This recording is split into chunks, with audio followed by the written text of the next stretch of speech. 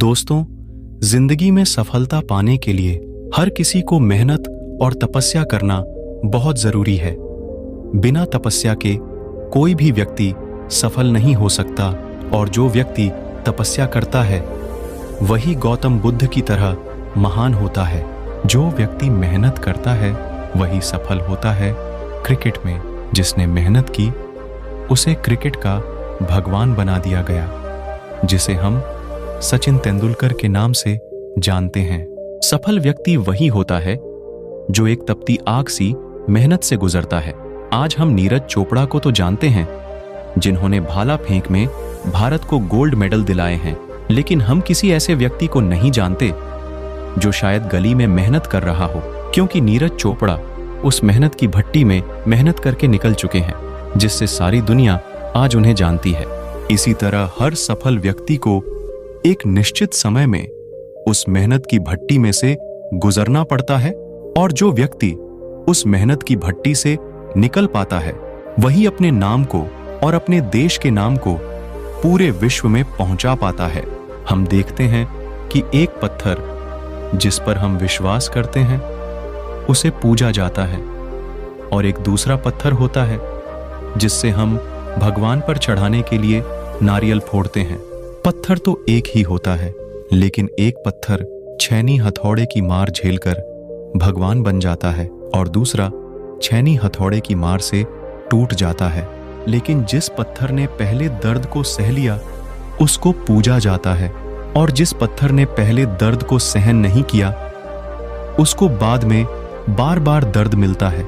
जिस पत्थर से हम नारियल फोड़ते हैं ये वही पत्थर होता है जो थोड़े दर्द से टूट जाता है। कई बार हम देखते हैं कि एक व्यक्ति बहुत सफल होता है और वहीं एक व्यक्ति असफल होता है। ऐसा क्यों होता है और इसके पीछे का सही कारण क्या होता है? जो व्यक्ति सफल होता है उसे देखकर कई लोग ये भी बोलते हैं कि इसकी किस्मत अच्छी थी, लेकिन उसके पीछे का संघर्ष कोई नहीं देखता। और आज की कहानी उन्हीं लोगों के लिए है जो कहते हैं कि सफलता किस्मत से मिलती है। एक बार की बात है कि एक खुशहाल पति पत्नी बाजार गए तो उन्होंने वहां एक बहुत ही सुंदर मूर्ति देखी। तो लड़की उस मूर्ति को खरीद लेती है और घर ले आती है। घर पर सभी लोग उस मूर्ति की तारीफ करने लगते हैं। वह लड़की उस मूर्ति की ओर देखकर कहती है कि यह मूर्ति दुनिया की सबसे सुंदर मूर्तियों में से एक है। इतने में उस मूर्ति से आवाज आती है, मैं तो सिर्फ एक मामूली पत्थर था, लेकिन पत्थर से मूर्ति बनने तक में मुझे बहुत सारी चुनौतियों का सामना करना पड़ा। क्या आप इस सफर के बारे में जानते हो? लड़की डर जाती है और बोलती है, नहीं। तब पत्थर अपनी कहानी सुनाता है। पत्थर से मूर्ति बनने तक का सफर एक मूर्तिकार था जो बहुत ही सुंदर मूर्ति बनाता था। वह मूर्ति बनाने के लिए कुछ पत्थरों को चुनता है और उन्हें घर ले आता है। जब मूर्तिकार पत्थर को मूर्ति बनाने के लिए उस पर छैनी और हथौड़ों से वार करता है तो पत्थर के अंदर से दर्द भरी आवाज आती है, आह, मुझे बहुत चोट लगी है।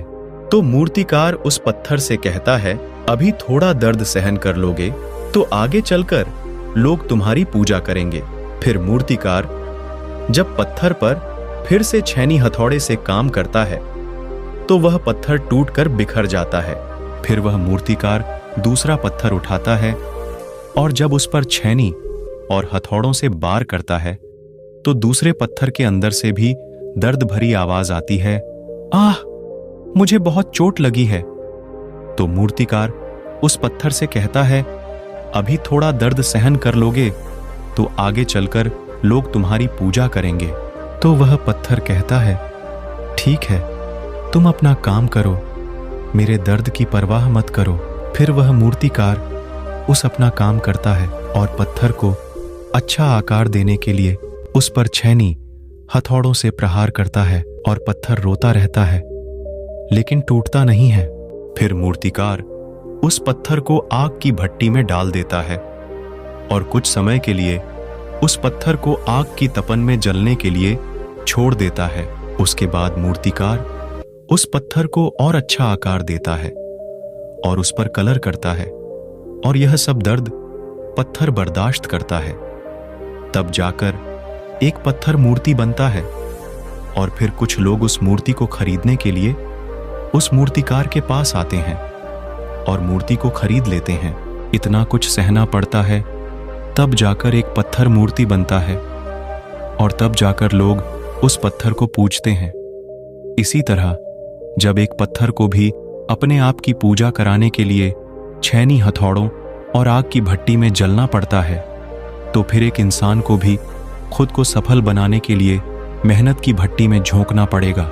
जिस तरह एक पत्थर को मूर्ति बनने के लिए तपना पड़ता है, उसी तरह हर इंसान को सफलता पाने के लिए मेहनत की भट्टी में तपना पड़ता है, तब जाकर ही सफलता मिलती है। इसलिए हमें किसी की बात पर ध्यान नहीं देना चाहिए, हमें सिर्फ डटकर मेहनत करनी चाहिए। इसी प्रकार मोटिवेशनल स्टोरी सुनने के लिए चैनल को सब्सक्राइब जरूर करें। धन्यवाद, मिलते हैं अगले वीडियो में।